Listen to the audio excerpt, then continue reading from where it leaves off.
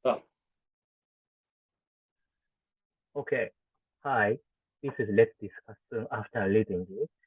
We selected the paper about consciousness 2 hours ago, and then I read it, and from now we'll discuss about it.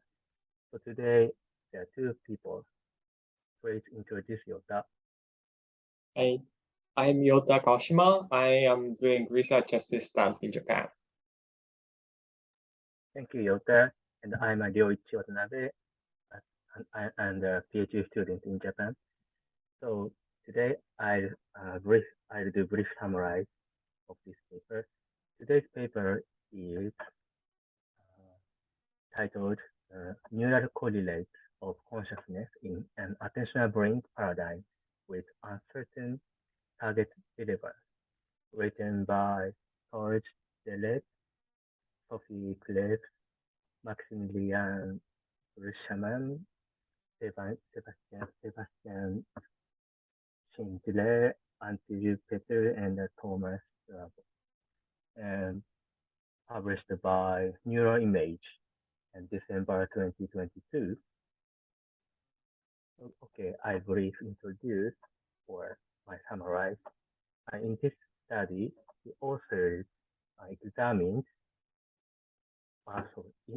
the authors developed the new attention brain task and examined the pure neural correlates of consciousness divided from the post-perceptual processing something. And previous studies showed that the candidate of NCC is like visual awareness negativity and P3B, but which one is the pure NCC is controversial.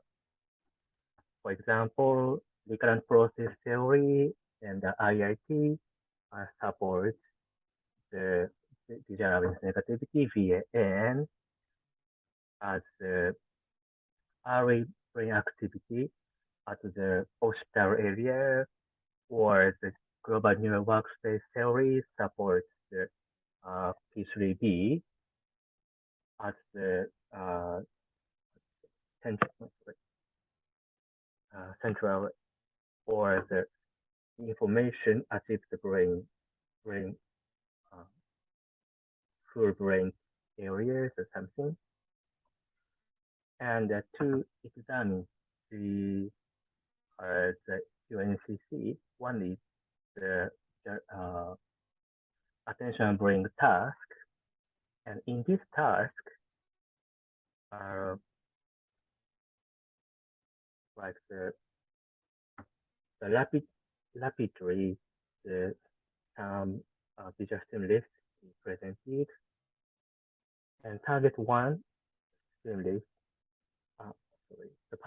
After participant passive consciously target 1 stimulus, after 200 or 200 to 500, they couldn't passive consciously the target 2 or something.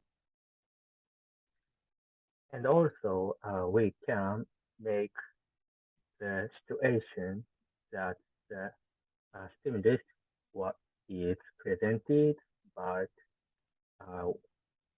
one time we can perceive consciously the stimulus, but another time we cannot perceive the stimulus consciously. However, in this task, shows or measures not only the pure NCC, I mean correlated with consciousness only, but also the post-perceptual processing, like decision making or response or moving response or something. In measuring the brain activity like EEG or fMRI. So next step, we have to differentiate between the pure NCC and the post-perceptual processing. one method to exclude the post-perceptual processing. There is a non-report paradigm, and in this task paradigm, participants see the stimulus consciously, but they uh, don't respond about it. So in this situation, researchers can measure the NCC, not the post-perceptual processing. Yeah, and many studies using these non-report paradigm showed that uh, the sorry, if the non-report paradigm is used, the P3B was not appeared, but visual awareness negativity was appeared. So according to the non-report paradigm, P3B is suspected or um, according to the experiment, P3B is maybe not the pure NCC. And also, as you know that the this no-record paradigm is difficult to use or apply the attentional brink paradigm because when the attentional brink is happen, we have to perceive the T1 target and T2 target. So if we want to use the no-record paradigm and measure the UNCC, we have to confirm participants consciously see target 1 and target 2. So it's so difficult to check participants' response. So this is one difficult point for using the no-record paradigm. And in this study, the authors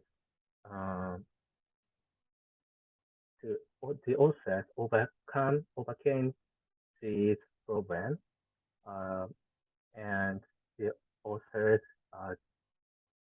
developed the new attention brink task with trial by trial and examined the NCC. Next, I'll introduce the method. And briefly, I introduce. So in this study, participants see or saw the target 1. So the line circle with some line, and the line is left or right or something. Then this is the target 1. Then sequentially the 4 pictograms is rapidly presented, and then in these 4 pictograms, T2 target 2 included was included. Then and also there were 2 conditions. In the one condition is that T2 target was marked red, around, and the another condition there's no mark. And then after presenting the stimuli, participants answered the visual perceptual awareness scale, right? Not seeing and briefly or something, and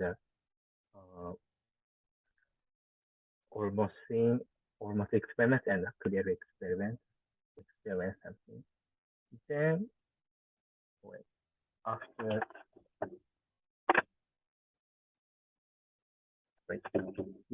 and after of response is the perceptual awareness. Yes. Then participants answered with the line is which line to tilt right and left of the target one. And also the authors measured or experimental measured the EEG or ERP when or during participants doing while doing this experiment. And behavioral results showed that, and also sorry, I didn't like the the authors controlled the T2 tag T2 the order of the T2 right. I as I explained, there were four pictograms present sequentially, one, ten, and the target two was controlled like like the second, third, and fourth, and the seventh the order, and in in result, lag three, so time three when the T2 was appeared at the third timing, the rate of response, not C, was so was the most, and also PAS rate of PAS, sorry, mean of PAS was less the least, and also the EEG result showed that regardless their marks or not, if participants or when participants respond, uh, they uh, they saw what they experience the targeted stimuli, the brain activity or brain activate amplitude was larger than not seen condition. And also, then the authors analyzed the like the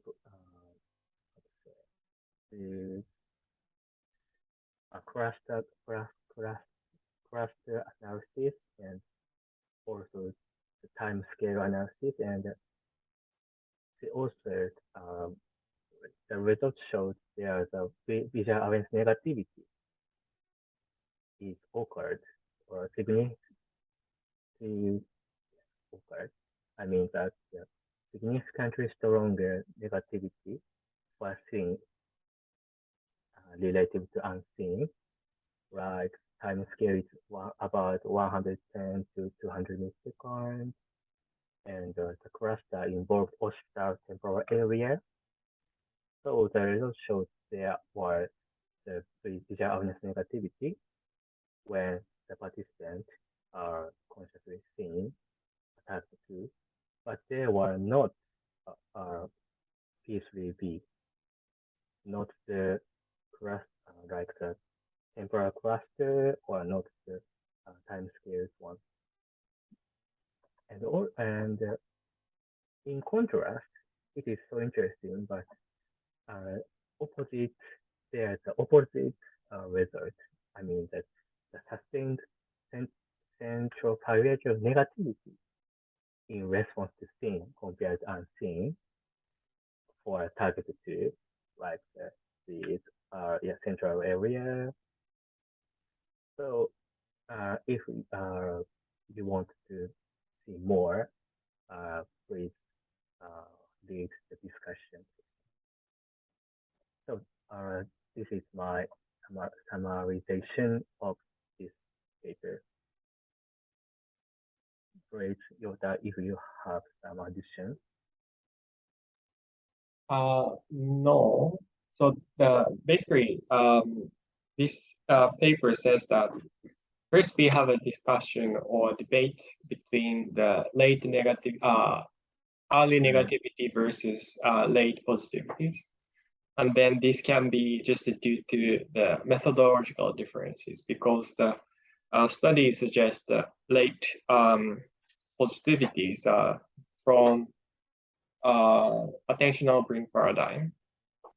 Then author's guess was maybe in the previous attentional brain paradigm, the task or the once the target stimuli is presented, the decision is immediately made by the participant, and then that means that post-perceptual processes tend to, add on to the perceptual processes in a short time.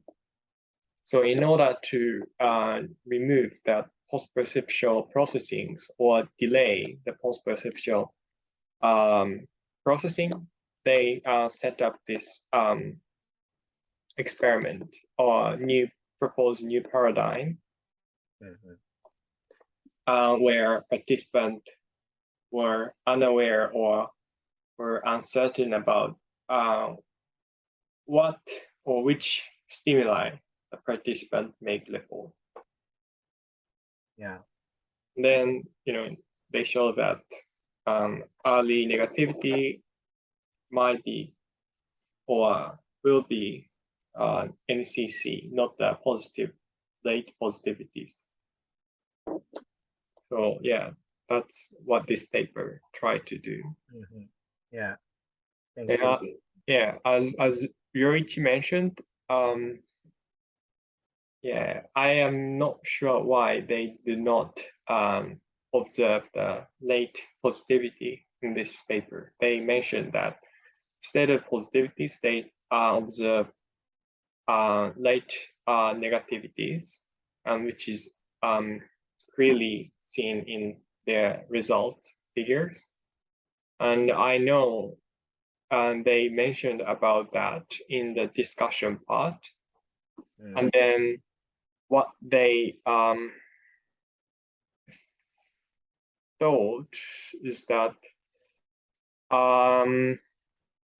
it's probably due to the task or setting or something.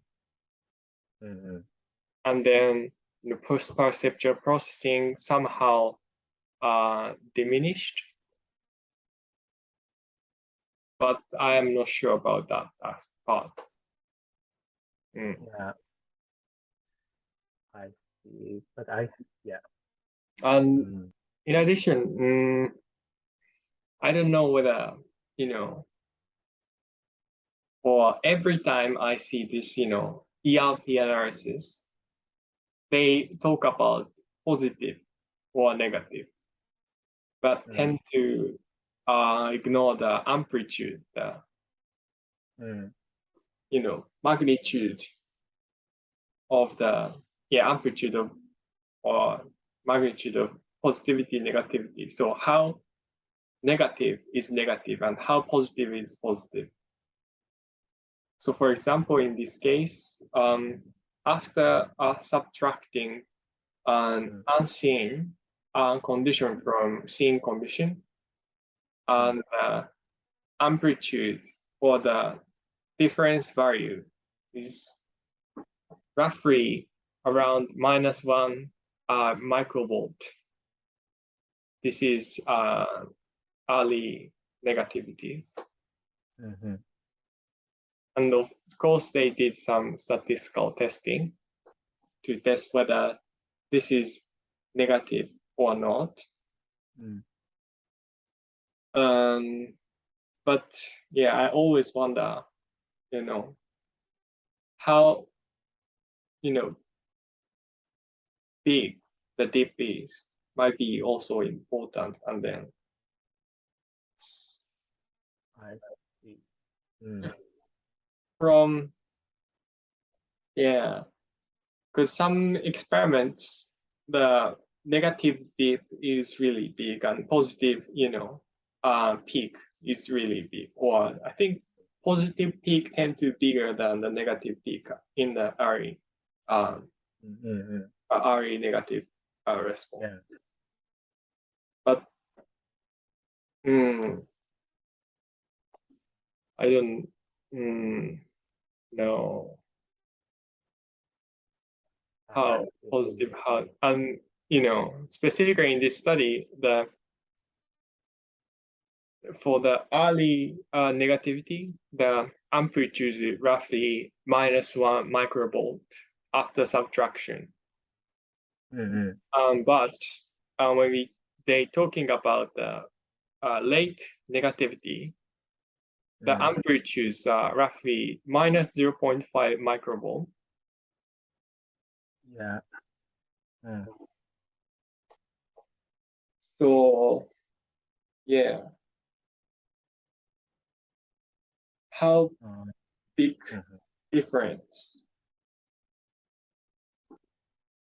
it is, or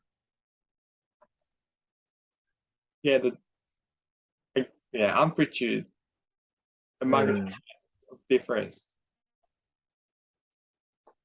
I think it's also important to think about. But normally, researchers didn't mention the amplitude, right? No, so my understanding is that basically the ELT, the taking average of amplitudes or the across trials, and then we have different lines or different mean value for each conditions, and then compare the mean value. Yeah. And then, if it's positive, then it's positive. And then if it's negative, then negative. That's how, that's the way how people talk about this, positivity, negativity. Yeah. And again, to my knowledge, late positivities is much, much clearer than the early negativities.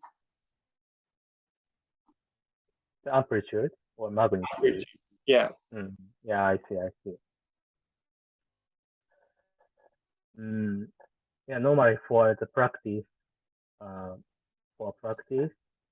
the if we want to see the P3, no, sorry, if we want to see teacher awareness negativity, we have to measure much more people than P3B. Once I read the book or something, how to measure the ERP or EEG something. Because if there are any negativity, amplitude is smaller than the P3B. And yes, as you said that P3B is normally critically appeared, so we can easily to measure this. But negativity is more so difficult, my understanding.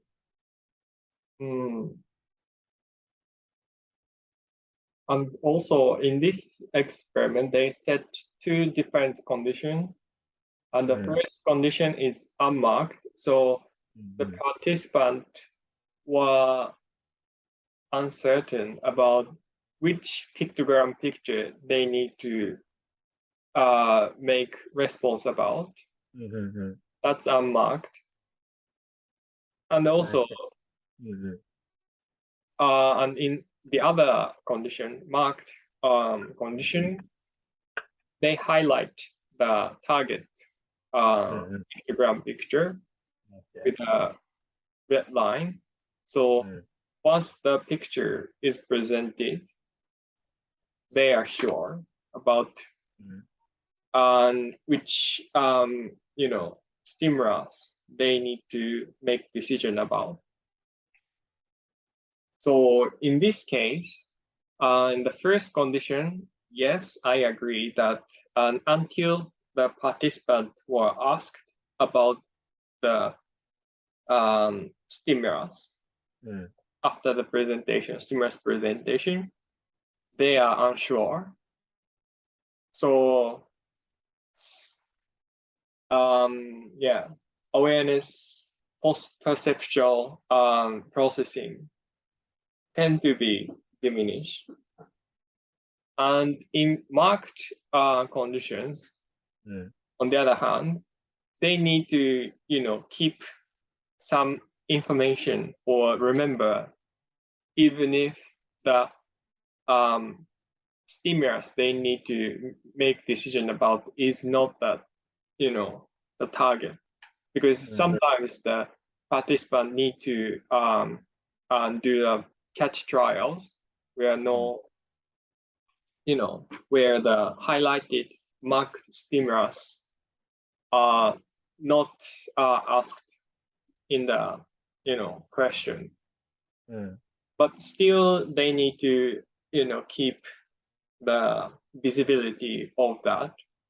Yeah. So my guess is that, or I think the author's guess is that in marked condition, they will see some post-perceptual processing clearly, or more clearer than the unmarked conditions. Yeah.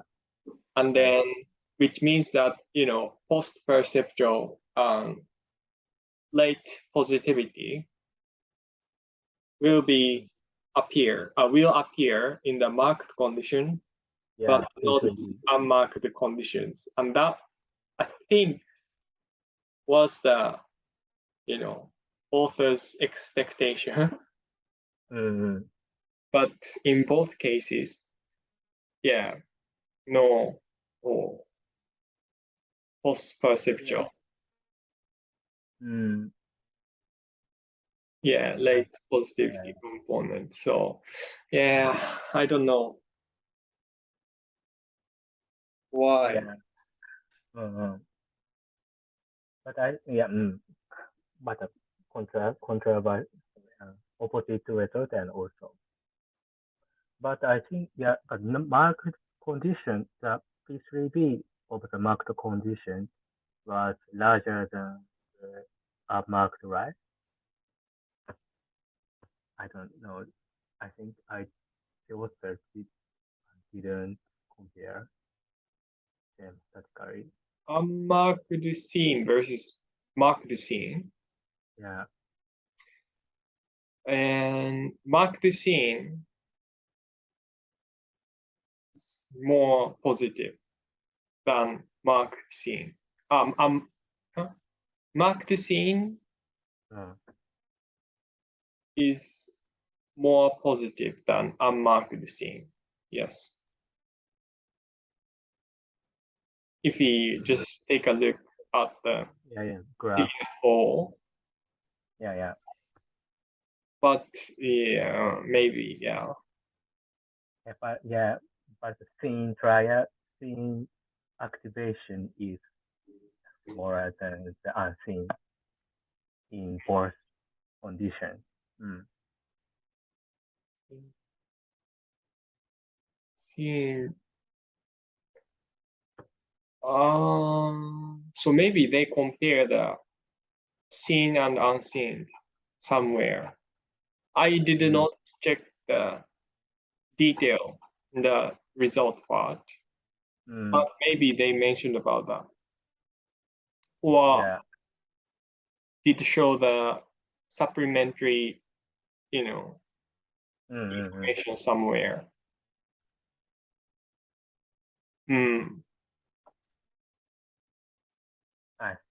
Yeah. Maybe. Yeah, but I don't know. Yeah, I me too. So in this design, it may be that P3B what happened because this market condition is related to this post-perceptual processing or like the I don't know attentional effect, the sustained attention or something. But there's no P3B component.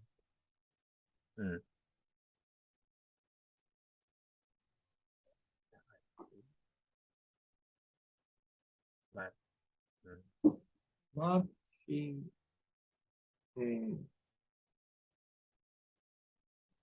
Okay.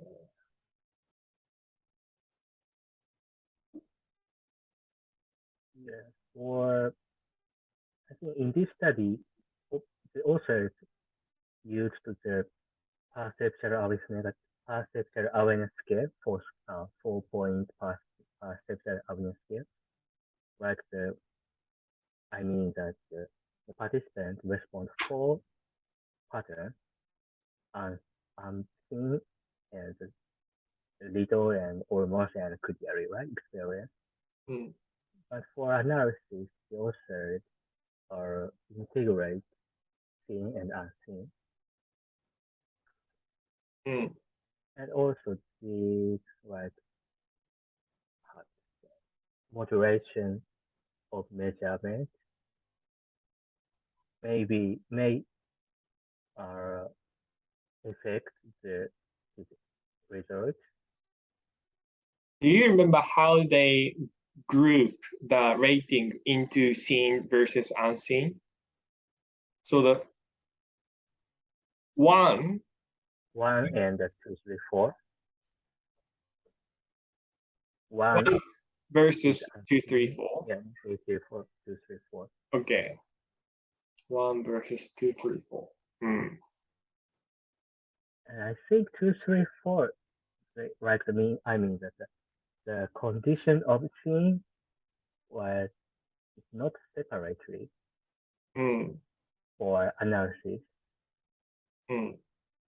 because I think the authors integrate the scene from 1, 2, 3, and 4 into scene for technical reasons to analysis. I think. I remember they are talking about something. The number of trials in each, rating. But from here, yeah, 1 is always the maximum, or the rating 1 has the maximum number of trials. And then next is 4, I think. So I don't know how including and removing rating 2 and 3 affect the results, but and yeah, again, maybe the authors added the these exploratory result in the supplementary material, but I don't know. I didn't have time to go through the material, supplementary material. I see. That's to know. Yes, and I think the previous research using the 4-point PAS, or right, there are correlation between the PAS and the amplitude of the visual activity or something. So as you said that the amplitude is also important. And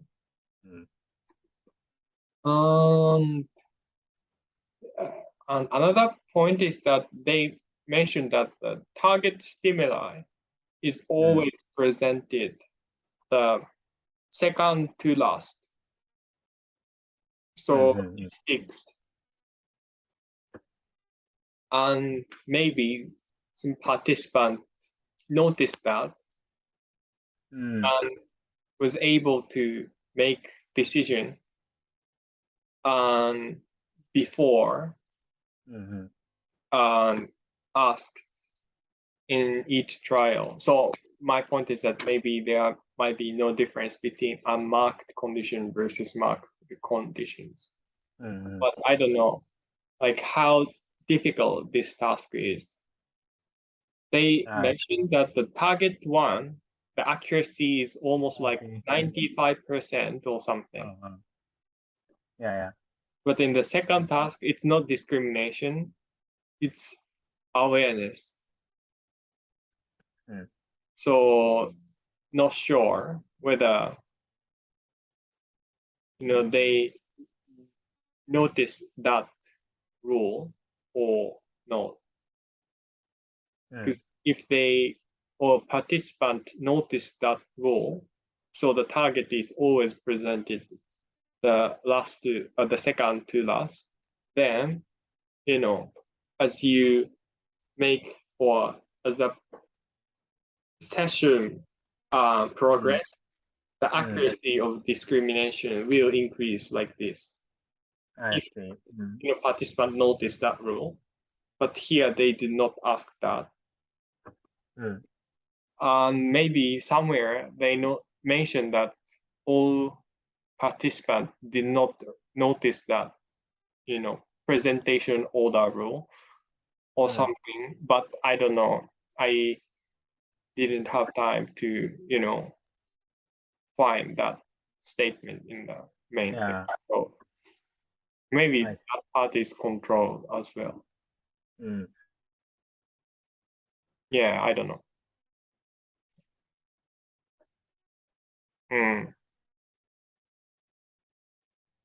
So anyway, I asked what I wanted to ask. So if Yoichi, you have anything to say,